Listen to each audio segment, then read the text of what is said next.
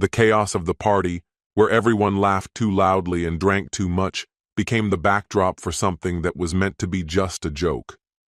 But one harmless truth or dare, and everything went wrong. He heard her answer, squeezed out between laughter and fake smiles, as if it was just another friendly jab. But what if there was something more hidden in those words? What if the jokes concealed a crack that had been growing silently within their marriage? Sometimes you don't need screams, betrayal, or drama, just a single offhand comment to break everything apart. And when a person finally realizes the truth, only one question remains. How far are they willing to go to become themselves again? Hello, my friend. I'm so glad you stopped by my channel. If it's your first time here, don't forget to subscribe and like this video, as every like truly inspires me. Please tell me which city and country you watch this video from. Now, let's get started. There comes a moment in every man's life when he feels something deep within him give way. For me, that realization struck on a Saturday evening, at a party I hadn't wanted to attend. My wife, Claire, insisted we go. It was Mira's birthday, one of Claire's colleagues. She spent close to an hour getting ready, half of which was dedicated to critiquing my outfit and deliberating over which shirt made me appear less boring. That should have been my first clue. The party itself was chaos. Unfamiliar faces, booming voices, everyone clutching drinks and laughing far too loudly at things that weren't funny. Then Mira, already tipsy and grinning like she had a secret to share, suggested we play truth or dare. Juvenile, but we played along. It was all harmless, until Mira, her eyes gleaming with mischief, turned to Claire and asked, "Truth, if you could trade Gavin for anyone else, who would it be?" The crowd chuckled, expecting a punchline. I waited, smiling politely. Claire, flashing a grin too bright to be real, flipped her hair and replied, "Trade? Easy. Elias from spin class. He actually listens." The table roared. Someone spilled a drink. Mira screeched with laughter like it was comedy gold. I laughed too. The hollow kind you use to protect yourself when your dignity's been gutted in front of an audience. Sometimes you laugh because it's the only way to hide the sting. Claire gave me a cheeky wink, like it was all in fun. I bit down on every word I wanted to say and raised my glass instead. A silent toast to the art of swallowing humiliation. From that point on, the night faded into static. Claire kept drinking, kept joking.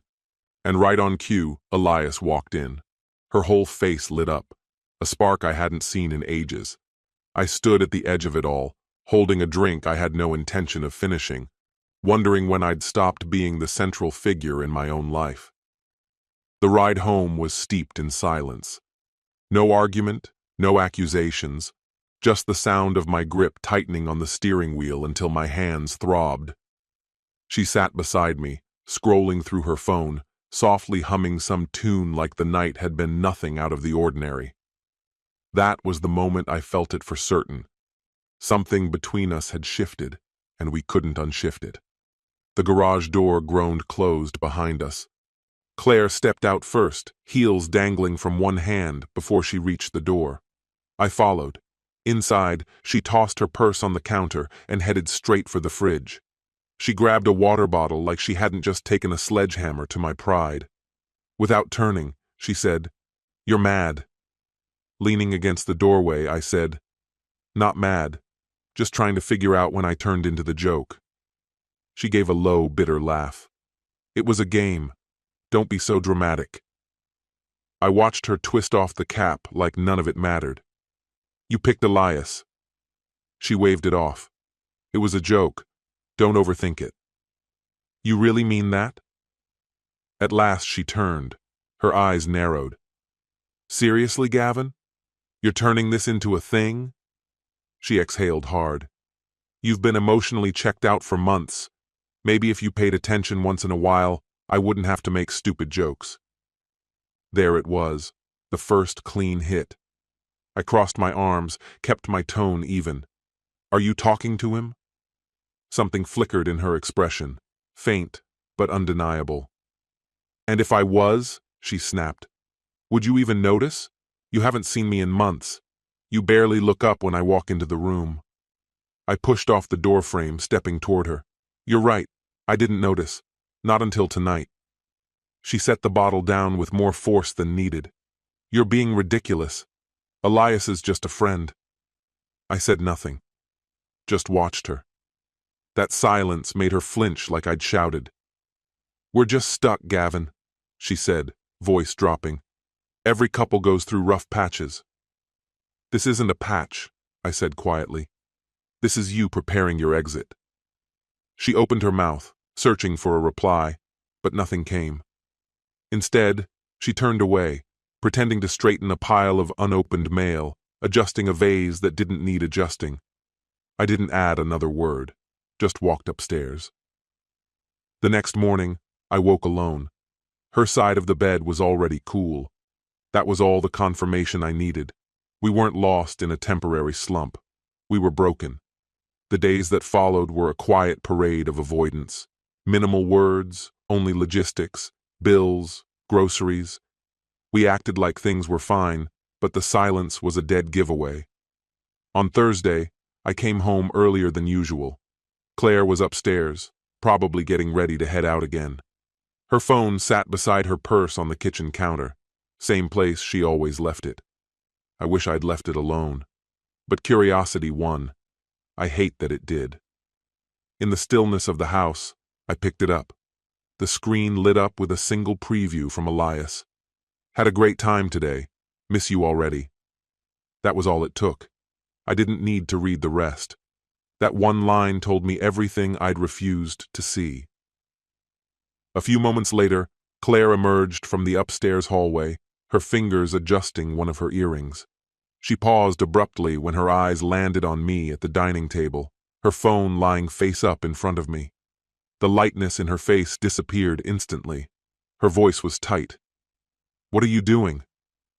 I met her gaze. Waiting. For what exactly? I nudged her phone across the table toward her. For the truth. Her eyes flicked to the phone, then back to me. Her arms folded defensively across her chest. You're making this a bigger deal than it is. I raised an eyebrow. Am I? She shifted her weight, as if grounding herself. I'm allowed to have friendships. Friendships that end with, I miss you already? I asked. There was a pause. Then she exhaled and muttered, All right. We had lunch. I stayed still. With Elias. Yes, Gavin. With Elias. Because he actually listens when I speak. Because he sees me. I leaned back, my pulse hammering in my ears, though I kept my face blank. Then go where you feel seen, I said evenly. Her tone hardened. What is that supposed to mean? It means you've already chosen. I just needed to see it clearly. Her face faltered, like I'd struck a nerve. You're ready to throw our marriage away over some texts? Her voice cracked at the edges. I kept my voice quiet. No, that happened the moment you did. For a second, I thought tears might form, but Claire never let herself look weak. Instead, she drew herself up, her jaw tight. Maybe I should leave then. I gave a single nod. Maybe that's best. In one swift motion, she grabbed her phone, purse, and keys. No apologies, no hesitation, only fury. Sharp, precise. The front door slammed with enough force to rattle the walls. I sat in the silence she left behind, the weight of it settling over me like a slow-moving mist. And in that stillness, a strange realization crept in. I didn't miss her. She didn't come home that night. And though I wish I could say I lay awake, tormented by second thoughts, the truth was far simpler. I slept better than I had in months. The next morning, the sky hung low, gray and cold. But something inside had shifted, something small but undeniable. A burden I hadn't even known I was carrying had been lifted. I made a cup of coffee, toasted a bagel, and sat at the kitchen table, her contact info staring back at me from my phone screen. I didn't call. Instead, I stood up, walked into the garage, and returned with a stack of empty boxes. I began collecting her belongings, clothes, heels, makeup collecting dust. One by one, I packed it all, without stopping to think or feel. Midway through, I heard the crunch of her tires in the driveway. She walked in like nothing had changed. "What the hell is this?" I stood, wiping my hands on my jeans. "Exactly what you asked for." "You can't just toss my stuff into boxes," she snapped. "You left," I said calmly. "I'm just following through." She glanced at the open boxes, her expression flickering with disbelief. "This is insane, Gavin." I shook my head. "No, it's finally making sense." Her mouth opened to argue, but the words never came. For a moment she looked at me, really looked, and something in her face shifted, just a crack in the armor. "Gavin, we can still fix this." I looked at her, steady and certain. "You don't fix what you abandon." For the first time, I saw real fear in her expression. She began backing away slowly. Then she turned, slammed the door behind her, and sped off. I remained standing, surrounded by half-packed boxes, feeling lighter than I had in years. That's when it hit me. Every time I picked up her calls, every time I gave in to guilt, I handed her power over me again. And I was done doing that. Weeks passed. One evening, I pulled into the driveway after a late shift and saw her sitting on the front steps. Her mascara was smudged, and her hair looked like it hadn't seen a brush in hours. She jumped to her feet as I approached. "Gavin, please don't do this." I walked past her and unlocked the door. "You shouldn't be here." She followed me in. "We're not over. You're just hurt. I get that. But we can rebuild." I dropped my keys on the counter without looking at her. "You're right. I was hurt. But now, I'm just tired." Her voice grew sharper. "So, you're walking away over one mistake?" I turned to face her fully. "It wasn't just one. It was the comments when you thought I couldn't hear, the texts you sent behind my back, the constant erosion of who I was, and you didn't even notice." She opened her mouth to reply but said nothing. I reached for the folder on the counter and held it out to her. Her hands trembled. "What's this?" "Divorce papers." She took them slowly, her voice barely audible. This isn't you." I held her gaze. "No. And this thing between us? This isn't you either. Not anymore." She stood frozen, staring down at the folder in her hands, and in that moment, I knew it was over, and I was finally okay with that. She set them on the table with a quiet precision, her movements controlled, almost ceremonial. When her eyes met mine, they were devoid of any softness. "You're choosing wrong," she said, her voice cold and steady. "Maybe I am," I replied, "but it's still my choice." She didn't bother with a response, just reached for her bag, slung it over one shoulder, and walked out the door. This time, I didn't watch her go. I just closed the door behind her and turned the lock, not to keep her out, but to stop myself from running after her. The room felt different once she was gone, not empty, just changed. There was a strange clarity in the silence, as if I could finally inhale without restriction. Time passed. Days slipped by.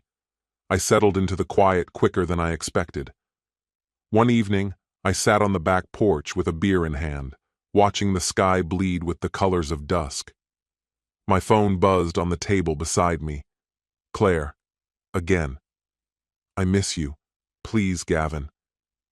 I stared at the screen for a moment longer than I should have, then powered the phone down and set it face down.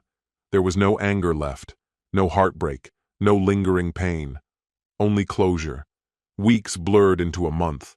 The divorce papers showed up. I signed without hesitation. Even Mira reached out once. She offered some half-hearted excuse on Claire's behalf. I ignored that too. What caught me off guard wasn't the absence of what I'd lost. It was how little of it I actually missed. I picked up running again, signed up for a woodworking class, took a solo trip into the mountains, something Claire would have scoffed at, calling it a waste of time or a midlife crisis. but it wasn't that. It was the first time in years I felt unburdened. Sure, there were moments when my thoughts drifted back.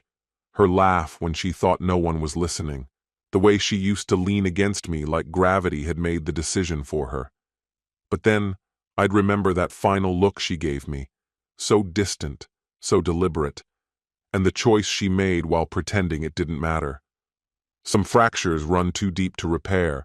Some paths, once taken, don't loop back. 6 months on, I was sitting in a new cafe downtown when I saw her. Claire. She looked worn down, thinner somehow, like life had been unkind and she hadn't dodged much of it. She didn't notice me, too caught up in a loud phone call, her hand slicing the air as she paced outside. I watched from behind the glass, sipping my coffee, and I felt nothing. No resentment, no longing, just space between us. I left quietly through the side exit, without her ever knowing I'd been there. That evening, Mira messaged again. Still trying, I guess. She said Claire was with Elias now, that things weren't going well, and that she looked miserable. I read the message, then deleted it. I wasn't interested in updates. I didn't need to see her fall apart. I simply didn't care anymore. I'd walked away from that story for good. That night, back in my house, finally my space, filled with things that reflected who I was, wrapped in a silence that felt peaceful instead of lonely. I found myself thinking of that night at Mira's party. The joke. That one moment when everything you thought was solid just cracked. And how sometimes that's the best thing that can happen. Because here's the truth. Claire didn't destroy me. She woke me up to what I'd been refusing to admit. I used to believe that love meant staying no matter what, swallowing pain, smoothing over cuts with smiles, pretending none of it left a mark. But I've grown since then. Love isn't about endurance. It's a direction you move in, not a storm you survive. Before turning in, I checked my phone one last time. Nothing waiting, no messages, no missed calls. Exactly right. I turned off the light, lay down, and smiled to myself. For the first time in years, I wasn't waiting on anyone else. Everything I needed was already with me. And if Claire ever wondered what it was that finally made me leave, what broke the spell, she'd never really understand, because it wasn't some huge betrayal that drove me away. It was every tiny cut she assumed I'd learn to live with, until one day, I couldn't. And by then, I was already gone. Far beyond her reach, not hers to hurt anymore. This story has come to an end. What's your opinion? Share it in the comments, my friend. And if you liked this story, check out other exciting videos on my channel.